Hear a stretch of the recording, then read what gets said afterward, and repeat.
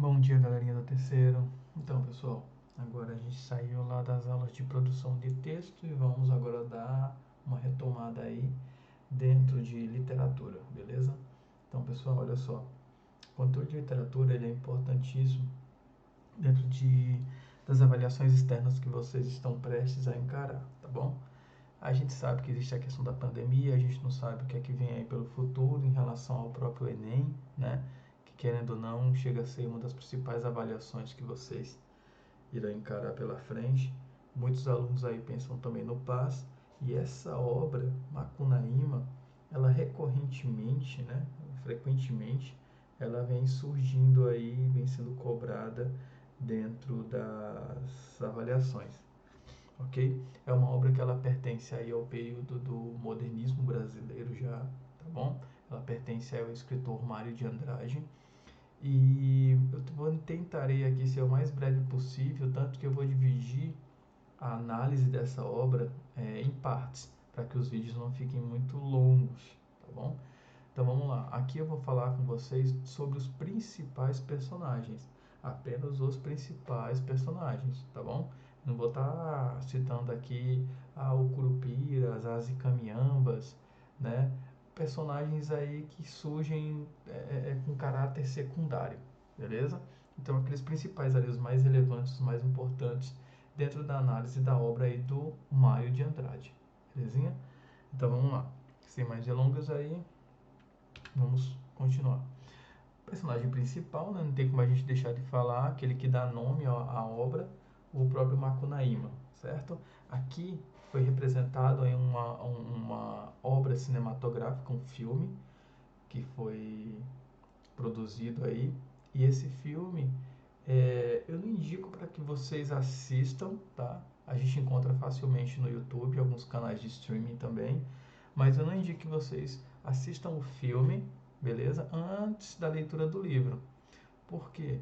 O filme ele é confuso. A obra literária em si ela é confusa também, tá bom? Por isso que eu estou vindo aqui para poder estar explicando para vocês quem são esses personagens principais, tá?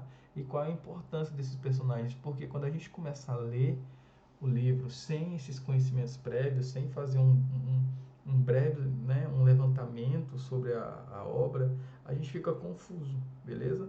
Agora, quando a gente já tem uma pré-análise de personagens da obra como um todo, a gente começa a ler e começa a entender o livro, beleza?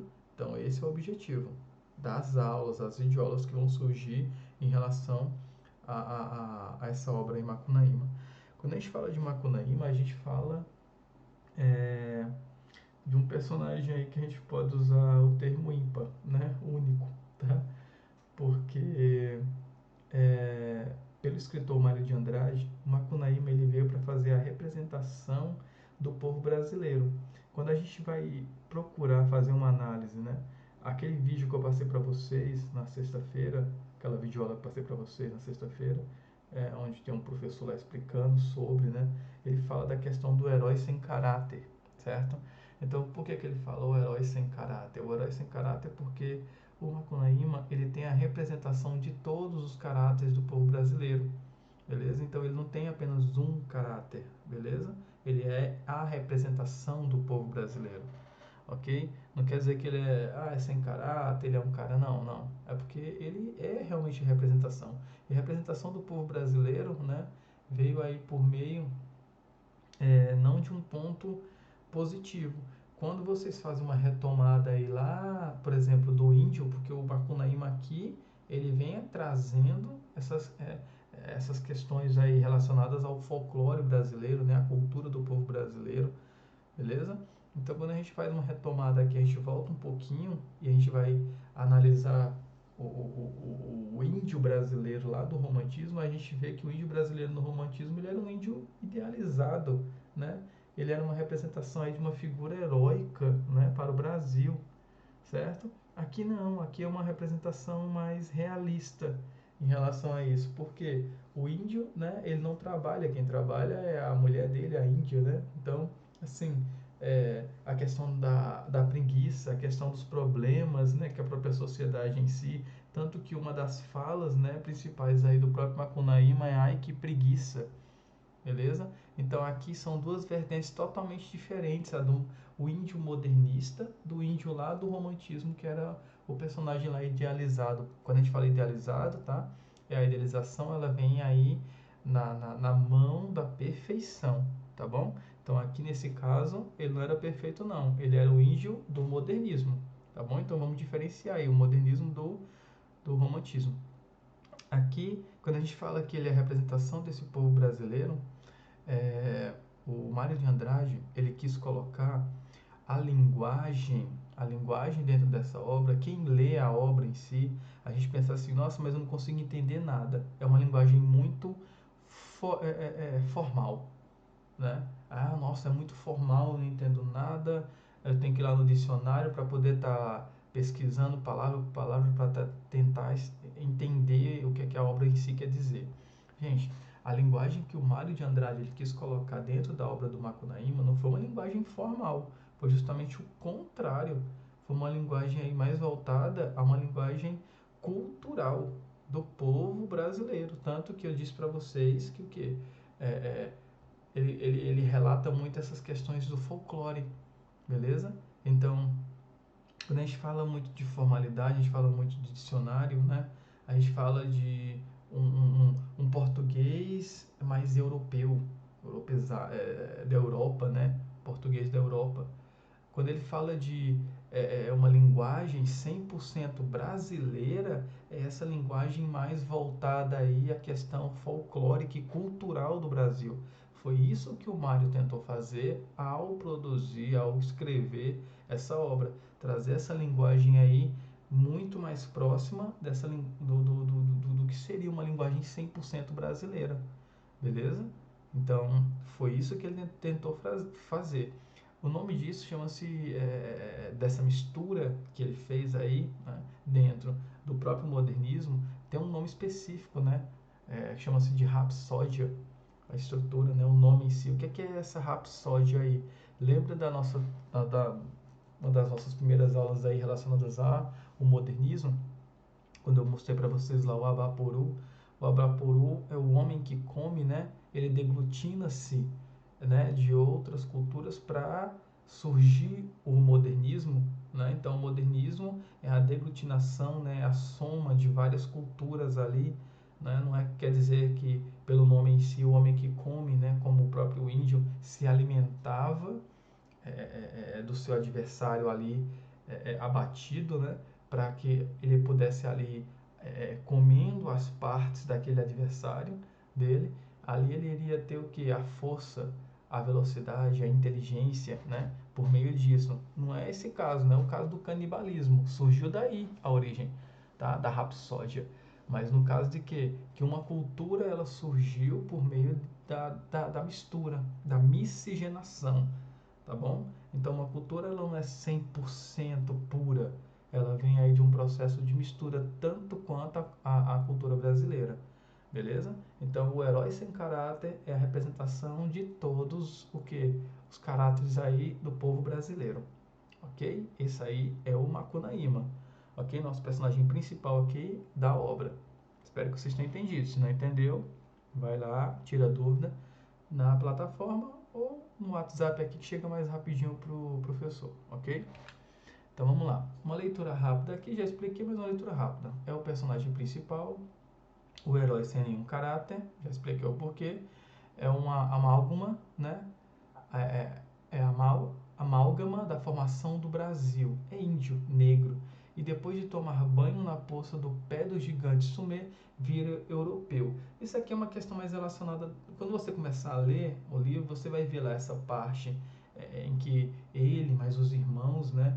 Eles tomaram banho nessa bendita dessa poça mágica. Eu não vou entrar muito em detalhes dentro das passagens da obra em si, né? Em relação à leitura, que eu quero como eu disse, separar por partes, beleza? Então aqui a gente vai falar dos personagens, depois a gente vai falar o que? De uma análise da obra, beleza? Mas tem essa parte aqui, em que ele toma banho numa poça mágica, né? E ali ele vira europeus e consecutivamente os outros irmãos ali que acabam se banhando nessa mesma poça, né? É como se a poça, ao se lavar, ela fosse perdendo aí os efeitos mágicos que ela tinha, tá bom? E aí os outros não acabam tendo o mesmo efeito, né, que o Macunaíma teve em relação a se banhar nessa poça, tá bom? Então não vou entrar muito em detalhes nessa parte não, mas é uma parte até engraçada dentro tanto do filme como do livro em si, né? Então ele é individualista, muito preguiçoso, tanto que seu bordão eu já falei que é ai que preguiça, né?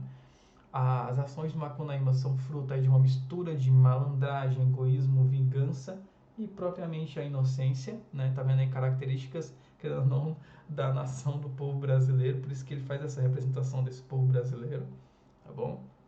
E vai em contramão aí do índio é, é, é, europeu, né? Do índio europeu, como assim? O índio idealizado, né? Aquela perfeição que era pregada lá pelo herói nacional, beleza? Então, lá do romantismo. Então, é difícil prever qual decisão ele vai tomar diante de um dilema. Suas escolhas nos rendem algumas surpresas ao longo do romance.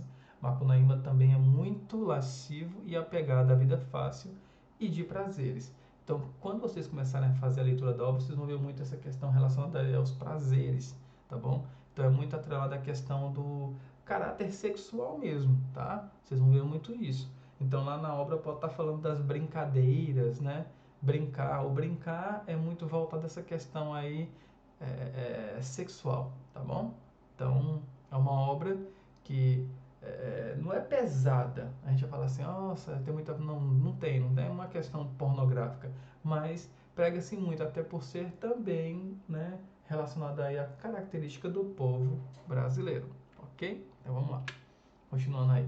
Outro personagem principal, a gente pode falar aqui do Jiguê, né? Então, Jiguê, quem é? É o irmão do meio, né? O irmão do meio aí do Macunaíma, onde dentro da leitura da obra em si, vocês vão ver que o Macunaíma ele acaba também, né? Pela facilidade que o irmão ele oferece, né? Mas o Macunaíma acaba tendo aí sempre relações, né? Com as esposas, né? As companheiras aí do, do Jiguê, como eu disse para vocês. Está muito atrelada essa questão sexual, né, do, do Macunaíma, dentro da obra em si, tá bom? Então, dentro de um modo geral, aqui uma leiturazinha rápida fala assim: irmão do meio, suas companheiras sempre acabam dormindo com Macunaíma. Jiguê é um homem forte e bravo, se vinga das traições, batendo nas suas mulheres, porém raramente dá uma sova no irmão. Então, aceita, né? Ele também tenta se lavar depois que vê seu irmão se transformar em branco, mas a água já estava suja e ele se lava pouco, ficando com pele cor de cobre. Gente, essa questão do se lavar, tá? O Macunaíma se lavou, ficou branco, o outro irmão se lavou, já ficou com a pele mais cor de cobre, né? Já ficou mais aí moreno. Isso aí é representação nada mais do que da cultura brasileira como um todo, beleza? Então eles estão falando aí do índio, estão falando do branco, estão falando do negro, entendeu? Então, de uma forma folclórica, eles querem dizer o surgimento, né, das etnias brasileiras, beleza? Então, dentro da obra também eles colocam isso, como eu disse para vocês, de uma forma até cômica, até engraçada, tá? E aí vocês vão ver logo em seguida o outro irmão dele, o Manapê. Então, é o irmão mais velho, né? Aí no caso já é o feiticeiro, aí o herói que acaba salvando seu irmão aí de algumas mortes, né? Digamos assim, beleza? Então, o feiticeiro que revive o herói algumas vezes, ele é muito sábio e passa boa parte do romance cuidando, né, do Macunaíma. Ele também tenta se lavar na poça mágica depois de Jiguê, mas já não restava quase nada de água. Então ele continua negro, só que com as palmas, né, dos pés e das mãos brancas. Tá vendo aí? Então aí nós temos aí as três etnias principais, né, que formam a cultura brasileira. A partir dessas três, né, é que surgem as demais, ok? Então nós temos aí o branco, né, ali o mulato, né, que é essa mistura, e o, o, o negro, certo? Então essas três misturas aí surgiram de uma forma mágica, né? Como é colocado aqui dentro da obra do Macunaíma de Mário de Andrade, belezinha? Aqui nós temos o Venceslau Pietro. Pietra, esse aí é o gigante, né? O principal, no caso o antagonista aí, né? Como se fosse eu não vou dizer mas seria o inimigo mesmo, né, do modo direto, né, o gigante Piamã, o comedor de gente, beleza? Ele é um dos personagens principais também, pela importância e relevância que ele tem em relação a uma pedra mágica em que o Macunaíma tenta sempre resgatar, e que essa pedra acaba aí em posse de Venceslau Pietra, né, o gigante aí Piamã, beleza? Então o Macunaíma recebe essa pedra aí de Si, a gente vai falar um pouquinho dela também rapidamente. Si, que é uma das encaminhandas aí, né? Seriam mulheres guerreiras, tá? E ele acaba recebendo essa pedra, o nome da pedra, o Irakutã, né? No caso, e é uma pedra mágica, Muiraquitã, desculpem, Muiraquitã, uma pedra mágica que ele recebe de Si, como eu disse, uma das encaminhandas, mulheres aí guerreiras da selva, onde ele acaba tendo também uma relação sexual com ela acaba engravidando, perdendo o filho, caindo aí numa desolação, ficando triste por essa perda, mas mesmo assim acaba presenteando aí o Macunaíma. E essa pedra acaba aí nas mãos aí do Venceslau Pietra, beleza? E aí, numa ida que ele foi para São Paulo, Macunaíma, juntamente com seus irmãos, acabam indo junto tentar resgatar essa pedra. Essa obra em si, ela não tem uma questão muito relacionada a espaço. O Macunaíma, ele, tanto que em algumas partes, como fala que ele estava num local e rapidamente ele já estava em outro, isso eu estou falando numa questão de um estado para o outro, tanto que fala em um momento aí, né, de uma fuga do próprio Macunaíma, do próprio Venceslau aí, depois que ele consegue em um certo momento reconquistar essa pedra mágica. Então ele passa por toda a América do Sul, América Latina aí um piscar de olhos. Então a questão espacial dessa obra, ela não é definida, tá? A gente vê muito falando de São Paulo, da região do Amazonas aí, mas a questão assim, ela não é definida. O Macunaíma, ele consegue passar de um estado para o outro num piscar de olhos, né? Principalmente representado nessa questão da fuga aí.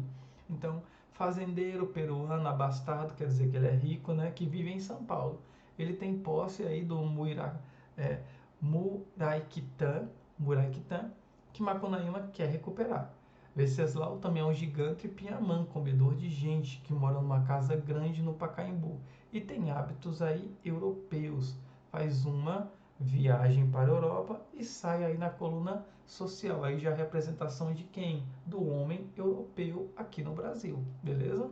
Como eu disse para vocês, uma obra que tenta fazer a representação do povo brasileiro, dentro aí de suas origens europeias também, ok? Temos aí Si, né, mãe do mato, Si, irmã do mato, que, como eu disse para vocês um pouquinho antes, ela acaba tendo relações sexuais aí com o Macunaíma contra a força dela, tá? Contra a força dela. Mas, em um certo ponto, acaba aceitando essa relação aí e acaba engravidando do Macunaíma. Porém, ela acaba perdendo aí o bebê, tá bom?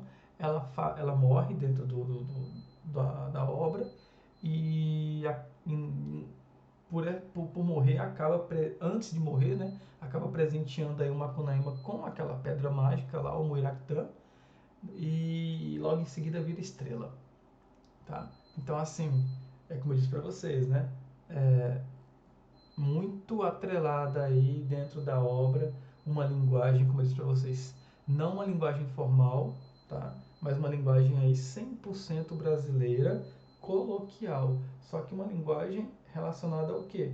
À cultura e ao folclore brasileiro, tá bom? Então, por isso que é difícil da gente conseguir entender, tá? Mas por isso também que eu estou passando essas explicações em relação aí aos personagens, logo em seguida aí uma análise da obra, beleza? Então, Se é a mãe do mato, ela faz parte aí da tribo das encaminhambas. O Macunaíma acaba tendo relações até com outras encaminhambas também, mas essa é a principal delas, né?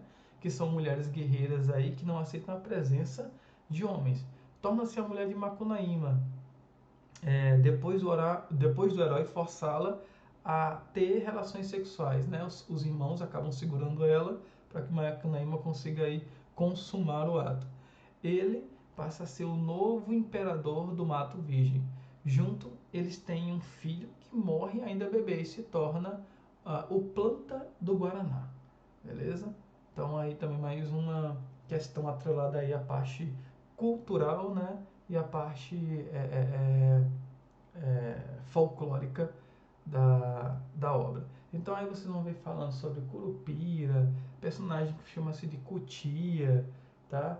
Então são vários nomes que vão surgir dentro da obra, dentro também dessa questão cultural e folclórica brasileira, tá bom? Que a gente vai fazer uma análise. Porém, os demais, como eu disse para vocês, são personagens aí secundários, beleza? Então os personagens principais aí dentro da análise são esses que a gente está tratando aqui, ok?